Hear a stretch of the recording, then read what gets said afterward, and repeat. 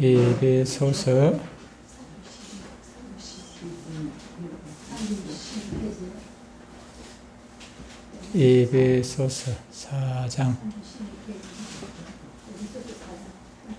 4장 1절부터 6절까지입니다.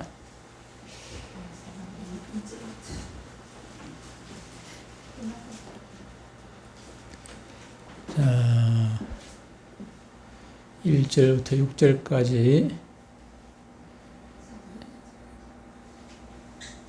천천히 같이 읽습니다. 시작. 그러므로 주 안에서 갇힌 내가 너희를 권하노니 너희가 부르심을 받은 일에 합당하게 행하여 모든 겸손과 온유로 하고 오래 참음으로 사랑 가운데서 서로 용납하고 평안에 매는 줄로 성령이 하나 되게 하신 것을 힘써 지키라. 몸이 하나여 성령도 한 분이시니 이와 같이 너희가 부르심의 한 소망 안에서 부르심을 받았느니라. 주도 한 분이시요 믿음도 하나요 세례도 하나요 하나님도 한 분이시니 곧 만유의 아버지시라. 만유 위에 계시고 만유를 통일하시고 만유 가운데 계시도다. 아멘. 오늘 말씀의 제목은 원래는 조금 길었는데 하나 되게 하신 것을 힘써 지키자. 너무 좀 긴 것 같아가지고 잘라가지고 절반만 넣었습니다. 하나 되게 하신 것. 며칠 전에 지난주 월요일 일주일 전입니다. 지난주 월요일 날 우리 총회 분일 총회의 신입 목사님들 그동안에 한 5년 동안 코로나 이후로 해가지고 목사 새로 안수를 받은 분들 교육을 매년 하는데 못했습니다. 못해서 이제 오래간만에 교육을 하게 되는데 오전 강의 2과목, 오후 1과목 있었는데 오후에 제가 1과목을 맡아가지고 우리 교단원에서 이제 목사라면 반드시 알아둬야 할 그런 법들이 있으니까 우리 교단 분일 교단 법을 목사님들 알아야 될 것들을 좀 간추려 가지고 제가 소개하는 그런 시간을 가져드렸습니다. 그때 제가 처음 강의 시작하면서 첫 질문을 하나 했습니다. 우리 모두는 대한민국 국민인데 대한민국 국민이라면 반드시 알아둬야 할 법들이 있다. 법들이 많이 있는데 그 중에 4대 의무라는 것이 있다. 4대 의무라는 것이 있는데 학교 다닐 때 다 배웠을 법한데 다 배웠을 건데 4대 의무에 대해서 아는 사람이 있으면 이야기 좀 해보라 했더만은 4가지 중에 3가지는 다 이야기를 잘 하더라고요. 여러분들 혹시 4대 의무 기억하고 계시는 거 있습니까? 4대 의무. 대한민국 국민이라면은 이 4대 의무가 중요한 4대 의무가 있습니다. 4대 의무. 첫 번째가 국방의 의무입니다. 국방의 의무. 이건 반드시 내가 하고 싶다고 하고 하기 싫다고 하는 게 아니고 요즘 좀 편법을 많이 쓰는 그런 사람들이 있기도 한데 국방의 의무가 있습니다. 국방의 의무. 그 다음에 또 대한민국 국민이라면은 소득이 생기면은 세금을 내야 되는 납세의 의무가 있습니다. 납세의 의무. 납세의 의무. 오늘 하고 싶은 얘기를 하는 건 아닙니다. 여담을 하는 거예요. 납세의 의무가 있고 또 대한민국 국민이라면은 교육의 의무가 있어요. 전에는 우리 다닐 때는 그 초등학교가 교육 의무였었는데 의무 교육이었었는데 지금 중학교 고등학교까지 그냥 의무 교육이 되어 있습니다만은 교육의 의무가 있습니다. 교육의 의무. 부모 입장에서는 의무가 되어 있고 자녀들 입장에서는 권리입니다. 권리 그죠? 내가 교육받을 수 있는 권리가 생기기도 합니다만 어쨌든 교육의 의무. 근데 요 3가지는 잘 맞추는데 한 가지를 생각을 못 하더라고요. 한 가지 남은 게 뭐냐면 대한민국 건강한 국민이라면은 일을 해야 돼. 일 안 하고 놀고 있으면 안 되죠. 그죠? 근로의 의무가 있습니다. 옛날에는 내가 기억하기로는 노동의 의무 그랬던 것 같은데 보니까 근로의 의무 되어 있더라고. 근로의 내가 찾아보니까 근로의 의무. 세상에서도 이게 4대 의무가 있겠습니까? 수많은 의무들이 있습니다. 운전을 하다 보면 여러 가지 법들이 있죠. 그죠? 반드시 지켜야 하는 그런 의무입니다. 그것은 내가 운전을 하고 나갈 때 빨간불인데 운전을 하고 나가면 되겠습니까? 그거는 권리가 아니라 의무입니다. 서야 되는 의무가 되는 거죠. 그런데 많은 사람들이 권리는 생각해. 내가 찾아야 될 권리는 생각해. 그죠? 내가 해야 될 권리는 생각하는데 의무를 생각하지 않는, 의무는 그냥 까먹고 사는 사람들이 많아요. 그냥 권리만 가지고, 이거 내 권리라고 주장하고 있죠. 그냥 의무는 행하지를 않아요. 의무는. 그런데 세상에도 권리가 있고 의무가 있기도 하는데, 우리 예수 믿는 하나님의 백성인 우리들도 반드시 해야 될, 지켜야 될 법이 있는 것입니다. 의무가 있습니다. 법이 있죠. 이것을 잘 지키게 되면은, 세상 법을 잘 지키면은 대한민국 사람들이, 국민들이, 온 나라 국민들이 우리나라 법을 잘 지키고 준행을 하게 되면은 나라가 안녕이 보장이 되는 것입니다. 법을 잘 지키면 나라는 당연히 평안하게 되어 있고, 또 나라가 질서가 지켜지고, 그러면 나라는 당연히 안녕하게 되겠죠. 마찬가지로 예수 믿는 우리들에게 있어서 하나님께서 주신 법을 잘 지키면은, 그대로 지키면은 우리가 또 평안하게, 안녕하게, 바르게 살아갈 수가 있는 것입니다. 성경에서 흐름이 있습니다. 성경의 모든 흐름은 딱 한 가지가 있는데, 순종하면은 축복이 온다는 거예요. 우리가 세상에서도 콩 심은 데 콩 나고 팥 심은 데 팥 난다고 하지 않습니까? 콩 심은 데 팥이 나는 일은 없죠. 그죠? 마찬가지로 하나님의 법칙도 순종을 심으면은 축복을 얻는다는 그런 법칙이 따라오게 되는 것입니다. 구약성경의 요약이라고 부르는 구절이 있습니다. 시편 1편인데, 시편 1편은 많이 외우고 계시죠. 시편 1편을 보면은, 복 있는 사람은 악인들의 꾀를 따르지 아니하며 죄인들의 길에 서지 아니하고 오만한 자의 자리에 앉지 아니한다, 그렇게 되어 있습니다. 앉고 서고 걸어가고, 우리가 앉고 서고 걸어가는 것은 하루의 일상이죠. 그죠? 우리가 어디를 앉기도 하고, 서기도 하고, 걸어가기도 하고, 그걸 시적인 표현일 수가 있습니다. 우리가 하루의 생활, 악인이나 죄인이나 같은 표현인데, 시적인 같은 표현이라고 할 수 있어요. 똑같은 걸 이렇게 반복해가지고, 다른 단어를 써가지고 이렇게 표현하는 것은 시적인 그런 표현인데, 어쨌든 우리 악인들, 나쁜 사람들, 죄인들, 그런 무리들과 동조를 하면은 복을 못 받는다는 그런 얘기입니다. 악인들 무리에 앉거나 서거나 걷거나, 그렇게 우리가 세상 살아가면서 우리가 예수 믿는 사람들, 악인들하고 같이 어울려 생활 안 할 수는 없습니다. 그런데 그들의 사상, 그들의 생각, 그들의 행동에 동조를 하면은 안 된다는 것입니다. 예를 들어 가지고 인권법, 거기다가 무슨 법입니까? 동성애라든지 그런데 우리가 동조를 했어야 되겠습니까? 그런 데는 적극적으로 반대를 해야 되고, 그런 반대를 주장을 해야 되는 것은 맞는 것이죠. 그런데 그들 하는데 그냥 정신 나간 목사들이 거기에 동조를 하고, 특히 정치하는 사람들, 내 생각은 틀렸다고 생각하면서도 줄 잘 서야 또 정치 생명이 끝나지 않으니까 그냥 눈치 보고, 파리 목숨이 국회의원 파리 목숨입니다. 지난번에 선거할 때 안 봤습니까? 공천 못 받으면은 떨어지는 거죠. 공천 못 받으면은. 호남 지방의 민주당 국회의원들 그냥 나서면 그냥 바로 되는 것 아니겠습니까? 나서면 그냥 출마만 하면 됩니다. 출마만 하면 되는데, 공천을 받아야 되죠. 공천을 받아야. 그러니까 어떻게 하는 것입니까? 선거에 이기기보다 공천에 이기려고 눈이 시퍼렇게 해가지고 그냥 누구한테 줄 서고, 누구한테 아부 떨고, 그냥 속에 없는 말, 돌아서는 속으로는 욕할지라도 겉으로는 그냥 해하고 엉뚱한 소리, 그렇게 되는 것을 보게 됩니다만은, 우리는 그렇습니다. 우리는 세상 사람들과 어울릴 수도 있고, 또 때로는 우리의 마음에 없는 소리도 할 수도 있긴 합니다. 사람이니까 그럴 수 있습니다만, 그러나 늘 우리 마음속에 무엇을 담아두고 있어야 되는 것입니까? 하나님의 말씀을 담아두고 그것을 지키기 위해 가지고 애를 쓰고, 그것을 하나라도 더 지킬 때 복이 하나라도 더 우리에게 찾아오는 것 아니겠습니까? 이렇게 순종하면은 시편 1편에 어떻게 된다고 말씀을 하고 있습니까? 그는 시냇가에 심은 나무가 철을 따라 과실을 맺으며 열매를 맺으며 그 잎사귀가 마르지 아니한 같이 행통하다, 그렇겠습니다. 모든 일이 행통하리로다, 그렇겠습니다. 이것은 주의 말씀에 순종하는 자에게 주는 축복인 것입니다.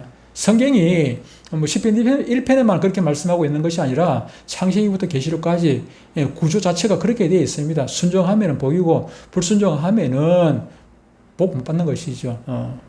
복을 못 받는 정도가 아니라 저주에 이르게 되는 것입니다. 오늘 본문은 또한 우리에게 한 가지를 권면을 해주고 있습니다. 중요한 권면입니다.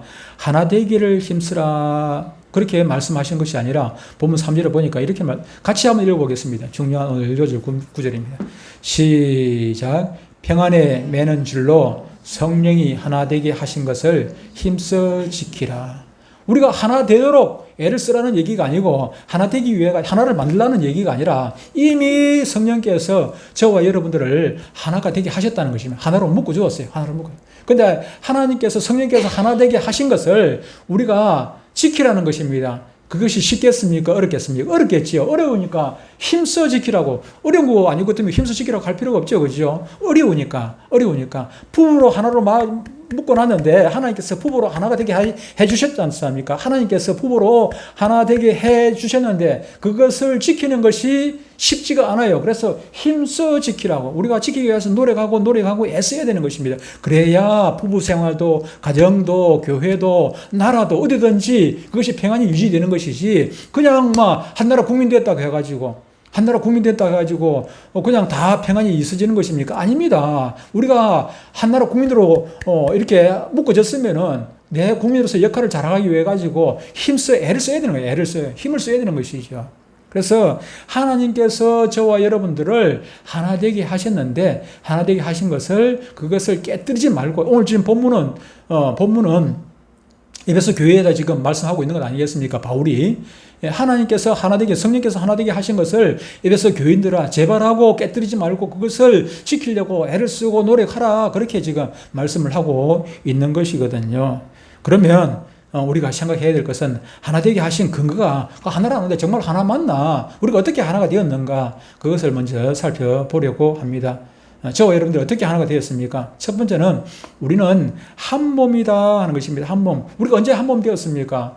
예수 그리스도를 영접함으로 말미암아 우리는 한 몸이 된 것입니다. 예수 그리스도를 나의 구주로 고백하는 그 순간에 성령께서 우리에게 행하신 일은 바로 예수님과 우리가 한 몸이 되게 하신 것입니다. 왜 그렇습니까? 예수님이 내 안에 들어왔어요. 예수님이 내 안에. 똑똑똑 주일할 때 찬양 있습니다. 똑똑똑 문 좀 열어주세요. 누가 찾아왔습니까? 예수님이 찾아왔잖아요. 문 밖에서.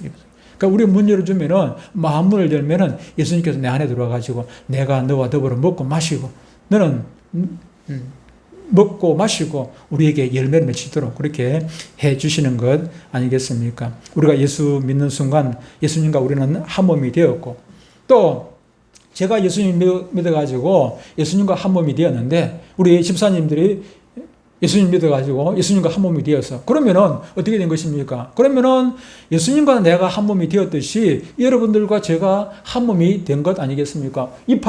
이팔하고 다르지요. 방향도 다르고 다른데 이팔이 내한테 붙어 있음으로 말미암아 이팔은 내 몸의 일부고 이팔이 내한테 붙어 있음으로 말미암아 이팔도 내 몸의 일부라. 그러면 이팔이나 전부 다 같은 한 몸이 된 것 아니겠습니까? 한 몸이 된 것이죠. 마찬가지로 제가 예수님께 붙어 있고 여러분들이 예수님께 붙어 있으면 저나 여러분은 한 몸이 되는 것입니다. 그것이 교회예요. 교회라는 것이 한 몸을 이루고 있다는 이것은 실로 신비적인 연합이라고 할 수가 있습니다. 몸에 지체가 많아도 한 몸입니다. 한 지체가 고통을 당하면 아이고 까불러 사탄이 잘 됐다. 그래가지고 되겠습니까? 아니지요. 이 손가락이 조금 위에 손가락 티 하나 들어도 얼마나 고통스럽습니까? 손가락만 아픈 것이 아니라 온 몸이 그냥 여기 신경 쓰인단 말이에요. 여기 신경 쓰이시오. 그냥 네 혼자 그냥 병원 가라 합니까? 손가락에 먼저 문제가 생겼으면 찢었어. 그러면은 이 발이 수고를 해가지고 병원까지 같이 걸어가야 되고 그런 거죠. 온 몸이 같이 동조를 하는 거죠. 마찬가지로 우리가 한 몸이기 때문에 예수님으로 말미암아 우리가 한 몸이 되었기 때문에 우리가 함께 고통을 느끼고 함께 즐거워하고 그렇게 하는 것이지요. 그리고 두 번째로 한 성령을 받았기 때문이다 그랬습니다. 한 성령을 고린도전서 12장 13절에 보면은 이렇게 말씀을 하고 있습니다. 고린도전서 12장 13절에 보면은 우리가 유대인이나 헬라인이나 종이나 자유인이나 다 한 성령으로 세례를 받아 한 몸이 되었고 그렇습니다. 유대인이나 헬라인이나 종이나 자유이나 이건 원래 예수 믿기 전에는, 예수님을 알기 전에는, 예수님을 영접하기 전에는 각각이라 이게 헬라인하고 유대인하고는 이거는 상종을 안 하는 사람들입니다. 원래 상종을 하질 않아요. 유대인은 서민이라고 생각해가지고 우월 민족이라고 생각해가지고, 헬라인들은 저쪽 이방민들 아닙니까? 저쪽 그리스 쪽에 그 사람들하고 상종을 원래는 안 하는 사람들이라, 심지어 한 나라에 있는데 그 위에 그 사마리아 사람들하고 유대인들도 서로 그냥 등지고 살았는데, 서로는 아니에요. 사마리아 사람들은 유대인들을 그렇게 생각하지 않아요. 배척하지 않아요. 근데 유대인들은 그 사람들을 그냥 사람 취급을 하지는 않는다고 말이죠. 그랬던 사람들인데.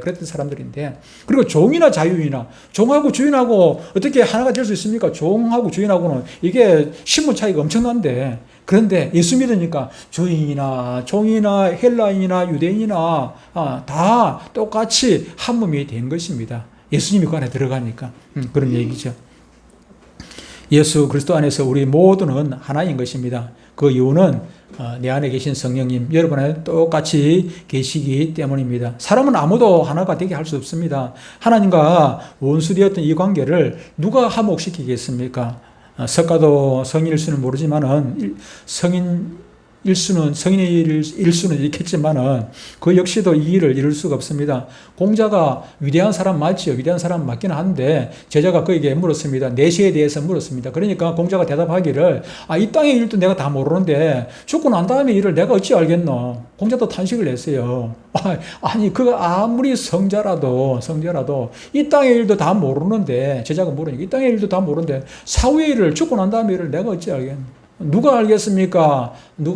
예수님은 저 천국에서 오셨기 때문에 사후의 일을 다 아셔요. 예수님은 우리의 과거, 현재, 미래를 다 가지고 계시는 분이기 때문에 다 아시지요.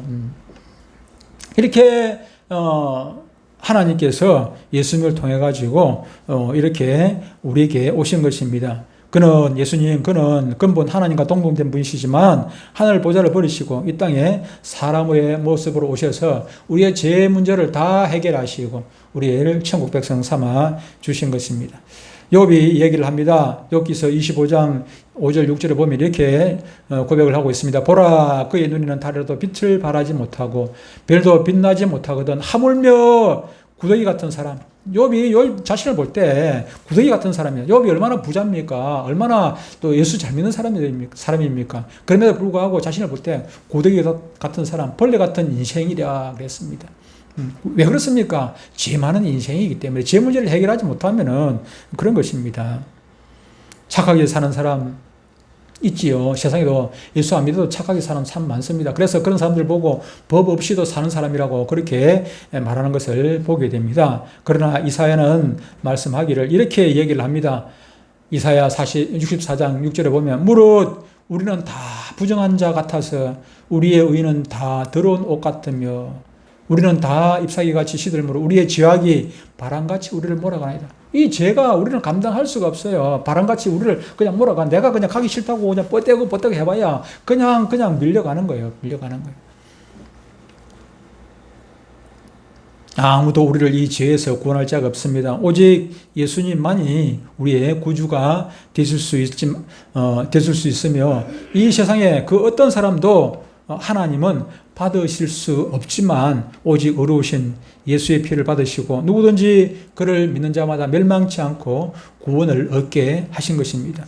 이 놀라운 사실을 우리 마음속에 믿게 하시는 분이 누굽니까? 믿게 하시는 분이 바로 성령님이시다 하는 것입니다. 내가 믿고 싶다고 성경 10독, 20독, 30독, 50독 한다고 믿어지는 것이 결코 아니라는 것입니다. 믿음이라는 것이 그냥 내가 노력하고 얻을 수 있는 것이라면 그것이 천국 가는 것이 내 공로가 될 수 있겠지만은, 그러나 내가 믿고 싶다고 믿어지는 것이 아니라 어떤 분이 그런 예화에 보니까 그런 고백을 했어요. 자기가 믿고 싶대요. 그래서 마누라 따라 교회 열심히 나가고 성경도 읽고 해보는데 도대체 안 믿어지더라는 것이에요. 내가 믿으려고 노력했는데도 믿어야지 아멘 믿어야지, 아니 자기 마인드 컨트롤 하고 했는데도 안 믿어지더라는 거죠. 안 믿으랴. 왜 그렇습니까? 성령님을 의지해야 돼. 성령께서 믿어지도록 해주셔야 믿어지는 것이지 내가 노력 가지고 믿어지는 것은 결코 아니라는 것입니다. 그런데 저와 여러분들 마음속에 성령께서 오셔서 믿어지게 하신 것입니다. 오늘 이 자리에 나오게 하신 것입니다. 성령님은 우리를 유익하게 하시는 분이시니 지금도 어려움 중에 고통하는 롯과 같은 당신의 자녀들의 아픔을 기억하고 위로하십니다. 이 험한 위기의 시대에 순간순간 사랑하는 저와 여러분들을 성령께서 반드시 도와주실 줄 믿습니다. 세 번째로 우리가 하나 된 이유가 세 번째는 한 소망을 받았다 하는 사실입니다. 이사야 선지자는 말씀하시기를 너는 두려워하지 말라. 내가 너를 구속하였고 내가 너를 지명하여 불렀나니 너는 내 것이라 그랬습니다. 내가 너를 지명하여 불렀나니 너는 내 것이라. 내 것이라. 성령님께서 어느 날 갑자기 저와 여러분들을 불러주셨습니다. 하나님을 알지도 생각하지도 믿지도 못했는데 그러나 어느 날 성령님께서 우리를 찾아오셔서 우리에게 들어오시고 우리를 믿어지게 하신 것입니다. 믿어지게 하셔서 이 부르심을 통하여 우리는 한 소망을 갖게 되었는데 그 소망은 바로 하늘나라입니다. 왜 예수 믿습니까? 왜 여러분들이 예수 믿습니까? 돈 많이 벌려고 예수 믿습니까? 부자 되려고 아니면 출세하려고 예수 믿습니까? 간혹 그런 사람들 있는 것을 보게 되긴 합니다. 교회 나오는데 부자 되기 위해 가지고 장사 잘 하려고 뭐 하려고 예를 들어 가지고 예입니다. 그냥 제 생각에 그냥 예를 들어 어떤 분이 미장을 차렸습니다. 미장을 차렸는데 우리 교회 나와봐야 단골 손님 몇 명 확보하겠습니까? 우리 교회 나와봐야 단골 손님 몇 명 확보를 못해. 그런데 이제 모도민족교회 가서 가까운데 가까운데 미장원이 중간쯤 있으니까 모도민족교회 가서 모도민족교회 가가 있으면은 모도민족교회 가지고 나 저 미장원 오픈했습니다 하면은 그래도 거기는 교인이 많으니까 단골 손님이 좀 많이 생길 수 있겠죠, 그죠? 아는 안면에 그냥 아이고 머리 조금 잘못해도 그냥 한번 가보자 그냥 무짜겠노 그냥 또 맨날 또 뭐 매주마다 볼 건데 그또 다른 데 가서 머리 하고 가면 또 민망해서 어떻게 하노 그냥 가자. 그럴 수 있단 말이죠. 그래서 그거 생각하고 큰 교회 가는 분들이 있을 수가 있죠. 믿다는 얘기는 아닙니다. 제 생각에 그죠. 있을 수도 있는 것입니다. 그러나 우리는 그런 목적으로 교회 다니는 사람은 구원에 대해서 별로 관심이 없는 사람이겠죠, 그죠? 저와 여러분들이 교회 다니는 예수 믿는 가장 큰 이유는 천국 가기 위한 하늘나라에 대한 소망을 두고 사는 것 아니겠습니까? 우리는 모두 하나님 나라에서 다시 만나게 될 것입니다. 오늘 일부 예배 때도 말씀을 드렸는데 제가 사랑하는 애들이 많지요. 제가 아침마다 새벽마다 기도하는 애들이 많이 있는데 며칠 전에 두 명의 아이들이 휴가 나왔다고 찾아왔는데 얼마나 반갑고 얼마나 이쁜지 진짜 다 컸죠, 그죠? 다 컸어요. 안 본 지가 지금 거의 한 10년 가까이 됐는데 10년까지는 안 돼. 한 7, 8년 돼요. 7, 8년 돼요. 초등학교 졸업하고 이제 13, 14 돼가지고 그냥 교회 안 나오는데 지금 저 군대 갔으니까 미진이 친구인데 그러니까 이름이 창민이고 혜민인데 성은 달라요. 성은 김혜민이고 노창민이고 한데 근데 이 다 큰 애들이 와가지고 목사님 보고 싶어 봤다. 아니 그래 나중에 이제 라면 먹으면서 해서 목사님 안 보고 싶어도 괜찮다. 예수님 보고 싶어 나와야지. 내가 그래서 목사님 안 보고 싶어도 괜찮다. 물론 나도 보고 싶어. 보니까 얼마나 이쁜지요. 교회를 안 다닌다 그래. 교회를 안 다녀요. 그래서 저 마지막에 라면도 저 끓여 먹고 또 옛날 생각하면서 라면도 끓여 먹고 그렇게 하면서 저 입구에서 병을 하면서 창민아 너 한번 알아보면 안 되겠나? 그래서 네 좋지요. 이러고 지도 나를 얼마나 끌어안지 숨을 못 쉬겠더라. 꽉 끌어안고. 창민이 혜민이 둘 다 한 번씩 안아주고 안아놓고 눈물이 날라더라. 얼마나 이뻐서. 여자애들 같으면 또 부담스러운데 남자들이니까 한번 꼭 안아주고 그랬더니 그래서 다음에 우리 한번 만나자. 우리 한번 전체적으로 한번 만나자. 겨울 방학이 되더라도 좋다. 우리 서로 해가지고. 그래서 아이들이 그냥 누구야 미진이 저희끼리 만난다 하더라고. 저희끼리 만나는 게 아니고 자주 만나는 건 아니고 서로 연락하고 그렇게 지내고 그렇게 한다 그래. 오늘 일부 예배 때 또 윤희진이 이야기를 하면서 얘기했더니 목사님 얘기를 전달했대. 목사님 한번 보고 싶어 하더라. 그러니까 자기들도 그런 얘기를 하더래. 그래서 이제 한번 만났으면 좋겠다고 생각을 하고 있는 것 같더라. 그래서 한번 만날 계획을 가지고 있습니다. 사람도 이렇게 보고 싶은데 하나님께서는 오직 하시겠습니까? 하나님께서 내가 그 아이들을 위해서 십자가 달렸습니까? 내가 그 아이들을 위해서 한 게 뭐가 있습니까? 한 거는 조그만 것밖에 없어요. 그런데 하나님께서는 당신의 자녀들을 위해 가지고 하나밖에 없는 독생자 예수 그리스도를 십자가에 못 박기까지 사랑하셨습니다. 그러면서 아들을 십자가에 못 박기까지 우리를 사랑하시고 우리를 자녀 삼아 주셨어요. 그런데 오매불망 기다리고 안 계시겠습니까? 오매불망. 근데 제가 천국 가가지고 그 아이들이 누구는 보이고 누구는 보이는데 누구는 안 보여. 그러면은 어떻게 했느냐고 말이에요. 어떻게 했느냐. 모세는 이 소망이 너무나 뜨겁기 때문에 바로의 아들이라 바로 공주의 아들이라 칭함을 거절을 하고 하나님의 백성과 고난받는 것을 더 좋아했다 그랬습니다. 바울은 수많은 고난을 당했지요. 죽을 고비를 얼마나 많이 넘겼습니까? 그럼에도 불구하고 그 고난은 장차 우리에게 나타날 영광과 옛날 성경에 보니까 좋게 비교할 수 없도다 그렇게 했어요. 지금 바울이 당하는 그 고난, 바울 자신이 죽을 고비를 수없이 넘기는데 당하는 그 고난하고 우리가 나중에 천국 가가지고 새하늘과 새 땅에서 거기서 받게 되는 그 영광하고 비교가 되겠느냐 그 말이죠. 저와 여러분들 오래 살면 얼마나 살겠습니까? 100년은 더 살겠습니까? 기껏 해봐야 100년밖에 못 사는, 100년도 살기가 힘든 우리인데, 그런데 천국에서는 100년하고 비교할 수 없을 대로 천년만년 영원히 거기에서 우리가 하나님과 영화를 누리며 그래서 살 건데, 그거하고 비교되겠습니까? 그래서 바울은 잠시 받는 고난이라고 얘기한 것입니다. 잠시가 사실은 잠시가 아니에요. 그거는 죽을 때까지 그렇게 고난을 당하고 고통 가운데 살았습니다. 그런데 바울은 그걸 잠시라고 얘기해요. 잠시라고. 천국을 알기 때문에, 영혼을 알기 때문에. 저와 여러분들이 이 같은 천국에 대한 소망을 같이 가졌기 때문에 우리는 남이 아니라 하나라 그 말입니다. 남이 아니에요. 남. 세상 사람들이 말하는 그런 관계가 아니라 그냥 단순히 교인 관계가 아니라 저와 여러분들은 이렇게 한 몸이고 한 성령을 받았고 한 소망을 가지고 있다 하는 것입니다. 그리고 네 번째는 한 주님을 모십니다. 예수님을 같은 우리는 주라고 주인이란 말이에요. 주는 주인이거든, 주인인 거죠. 예수님을 나의 주인으로 모시고 있어요. 제가 예수님을 주인님이라고 그러고 여러분들 예수님을 주라고 그래요. 같은 주인을 모셨기 때문에 우리는 한 지체다 하는 것이고, 그리고 한 믿음을 소유하고 있습니다. 한 믿음을 소유하죠. 우리의 믿음은 본질적으로 같은 믿음이에요. 내 안에 있는 믿음, 내가 믿는 그 믿음과 여러분이 믿는 그 믿음, 예수님을 나의 구주로 믿는 그 믿음이 우리가 같은 믿음이다. 그리고 여섯 번째, 한 세례를 받았다 하는 사실입니다. 장로교에서 받은 세례가 다르고 감리교에서 받은 세례가 다르고 침례교에서 받은 세례가 다른 것이 결코 아닌 것입니다. 제가 조그마한 교회 목사로 해가지고 지한테 받은 세례는 작은 거고, 그건 형편없는 거고, 큰 교회 목사가 세례를 하면은 그거는 좋은 거고, 그거는 대단한 거고, 그런 것입니까? 그것은 아닌 것입니다. 전에, 제 친구 한 명이 이미 죽었습니다만, 제 친구 한 명이 교회 가자, 예수 믿어라. 그러니까 그 친구가 늘 하는 얘기가, 야, 너는 세례 한 번밖에 안 받았지만, 너는 세례 3번이나 받았다. 걱정하지 마라. 천국은 그냥 간다. 세례 3번 받았다는 거야. 군대 가기 전에 세례 한 번 받고, 군대 가가지고 또 세례 받고, 또 저 마누라 따라가가 또 세례 받고, 세례 3번 받았다는 거야. 아니, 세례 3번만 받았고, 천국 그냥 저절로 가집니까? 세례.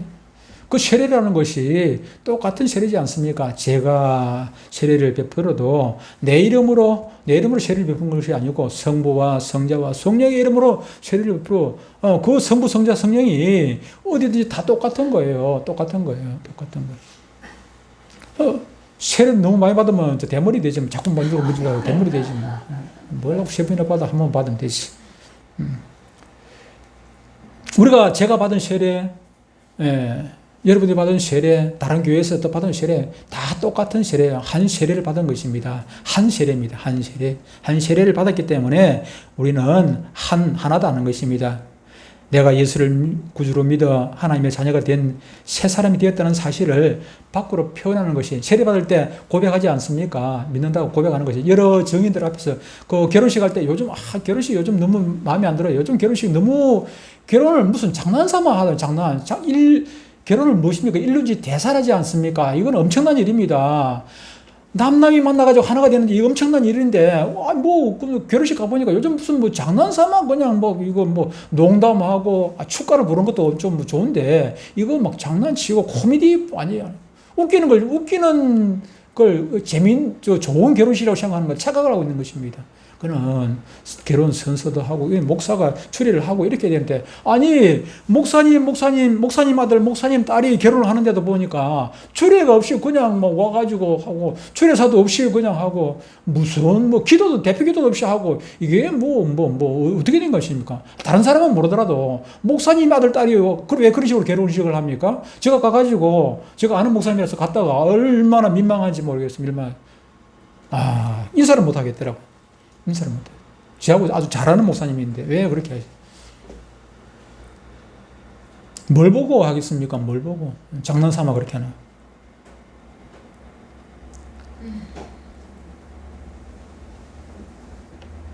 내가 예수를 믿어 하나님의 자녀를 믿어 선서 결혼식도 많은 증인들 앞에서, 증인이 없으면 안 되지 않습니까? 증인이 필요해요. 증인 앞에서 해야 이게 효력이 발전해요. 내가 이 사람을 내 아내로, 저 사람을 내 아내로, 저 사람을 내 남편으로 나는, 인정을 한다는 거, 여러 사람들 앞에서 고백을 하고 선서를 하는 건 아니에요. 증인들 앞에서요. 증인들 앞에서. 마찬가지로 우리가 세례를 받을 때도 단독으로 세례를 받는 것이 아니라 증인들 앞에서 세례를 받아요. 증인들 앞에서. 하나님 앞에서가 아니라 하나님 앞에 여러 증인들 앞에서 내가 이렇게 앞으로 예수님 배반하지 아니하겠다고, 예수님 배반하지 아니하고 섬기겠다고, 예수님을 나의 주인으로 모시겠다고, 그렇게 고백을 하는 것이 바로 세례 아니겠습니까? 그걸 통해 가지고 우리는 주님과 하나 연합을 하는 거예요. 연합. 참으로 신비로운 연합입니다. 과연 하나가 아닐 수가 없는 것입니다. 이들이 모여 한 공동체를 이루었으니까 결국 우리는 한 몸, 하나가 된 것입니다. 그리고 마지막으로 7번째, 한 아버지를 모십니다. 우리 아들, 딸 나보고 아버지라고 부릅니다. 근데 아들, 딸은 나보고 아버지라고 부르는데 우리 집 사람 나보고 여보라고 불러요. 여보라고 불러요.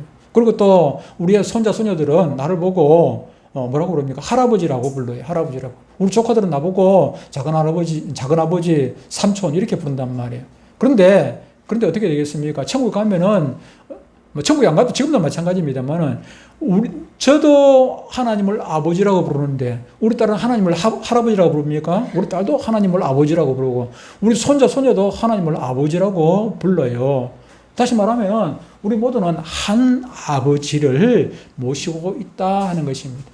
저희 아버지가 여러분들의 아버지이기 때문에 우리는 하나인 것입니다. 한 가족입니다. 천국에 어떻게 들어갑니까? 하나님을 아버지라고 부르니까 천국 들어가는 거예요. 우리 집에는 우리 아들, 딸이 나한테 허락받고 우리 집에 들어옵니까? 우리 아들, 딸은 내한테 허락도 안 받고 그냥 들어가요. 우리 집 비번 다 알고 있어요. 그냥 우리 아들, 딸이니까 그냥 들어갔다 마음대로 써요. 제가 우리 딸 사업체에 가가지고 일을 하는데 월급도 제대로 안 받고 그냥 일을 해. 월급도 제대로 안 줘도 왜 그렇습니까? 한 가족이니까 지 돈이 내 돈이고 내 돈이 지 돈이고, 그게 맞는 건 모르겠어. 내가 보니까 지 돈이 내 돈이 지 돈이고 지 돈이 지 돈이고 그런 거 아닌가 모르겠어. 한 가족이 되면 그런 거예요. 지 돈이 내 돈이고 내 돈이 지 돈이고. 우리 아들이 학교 다닐 때 저 엄마 돈을 많이 훔쳐갔어. 훔쳐가도 지는 그걸 도둑이라고 생각합니까? 도둑이라고 생각 안 해요. 엄마 돈이 내 돈이라고 생각하는 거야. 엄마 돈이 내 돈이잖아. 왜 그렇습니까? 가족이니까. 가족이 그만큼 좋은 거죠. 천국에 우리가 어떻게 들어갑니까? 천국에 하나님을 아저씨라고 생각하면은, 하나님을 이웃집 아저씨라고 생각하면 천국에 들어갈 수 있습니까? 그건 불가능해요. 하나님이 나의 아버지라고 생각하니까 우리가 마음 놓고, 무슨 체면으로 하나님 앞에 이거 달라 저거 달라 기도합니까? 제가 가끔 가다가 그런 기도를, 하나님 제가 기도하다가 가만히 생각해, 내가 봐도 염치가 없어. 하나님 이거 주십시오 저거 주십시오 하기가 제가 봐도 염치가 없어요. 그래서 가끔 가다가 하나님 제가 참 염치가 없습니다. 그런데 그래도 주의 안 되겠습니까? 하나님 주십시오. 염치가 없지만 어떻게 염치가 없는데도 그런 기도를 합니까? 하나님은 나의 아버지니까 그런 거야. 저와 여러분은 하나님을 한 아버지로 두었다는 놀라운 축복을 받았다는 사실을 기억하시기를 바랍니다. 로마서 8장 15절에 이렇게 말씀하고 있습니다. 너희는 다시 무서워하는 종의 영을 받지 아니하고 양자의 영을 받았으므로 우리가 뭐라고요? 아빠 아버지라 부르짖느니라. 아빠 아버지. 성경에 아빠라고 해야 돼. 아빠 아버지라고 부르짖는다고. 누구를? 여호와 하나님을 우리는 아빠 아버지라고 부른다. 우리는 원래 남남이었어요. 하나님과 우리 사이는 남남이었습니다. 남남이었어요. 하나님을 간이 쳐다볼 수 없는, 알지를 못하는 그냥 울타리에, 죄라는 울타리가 꽉 막혀가지고 하나님을 그냥 우리는 인식할 수도 없는 그런 존재였습니다. 그럼에도 불구하고 어떻게 했습니까? 양자의 영을 받아. 양자 알죠? 양자. 고아원에 있는 아이를 갖다 양자로 데려오면은 어떻게 됩니까? 그때부터 호적에 입적을 시키면은 친자식하고 똑같은 권리가 생기지 않습니까? 저와 여러분들이 원래는 하나님과 상관이 없는, 하나님을 아버지라고 부를 수 없는 그런 존재였는데, 그런데 우리가 예수 믿음으로 말미암아 요한복음 1장 12절에 보니까 영접하는 자, 곧 그 이름을 믿는 자들에게는 하나님의 자녀가 되는 권세를 주었다고 그래요. 양자를 삼아. 저와 여러분들이 하나님의 양자가 되어가지고 하나님의 호적의 아들로 입적이 되었단 말이에요. 예수 믿음으로 말미암아. 그래서 우리는 하나님의 자녀, 하나님을 아버지라고 부르고 천국에 들어갈 수 있는 권리가 생기게 된 것입니다. 참으로 생각하면 뭐 그냥 웃음이 나와요. 너무 좋으니까 웃음이 나와요. 웃음이 나오지. 그래서 이 영적 비밀을 아는 자들은 복된 것입니다. 하나님께서 우리의 친아버지가 되어 주셔서 회개하는 자에게 용서해 주시고, 긍휼이 필요한 자에게 긍휼을 주시고, 은혜가 필요한 자에게 은혜를 내려주시고, 고통 중에 부르짖는 자의 그 부르짖음을 들으시고 기도를 들으시고 응답해 주시는, 왜 우리 아버지니까 하는 꼴로 보면은 그냥 막 내버려 두고 싶은데, 그냥 쫓아내버리고 싶은데, 그런데 예수 그리스도의 피값으로 산 자식이기 때문에 양자 삼았는데 어떻게 하겠습니까? 그 꼴 안 보고 그냥 그 옛날 거 그냥 생각 안 하고, 지은제 생각 안 하고 그냥 싹 잊어버리고, 또 챙겨주고 그것이 우리 아버지입니다.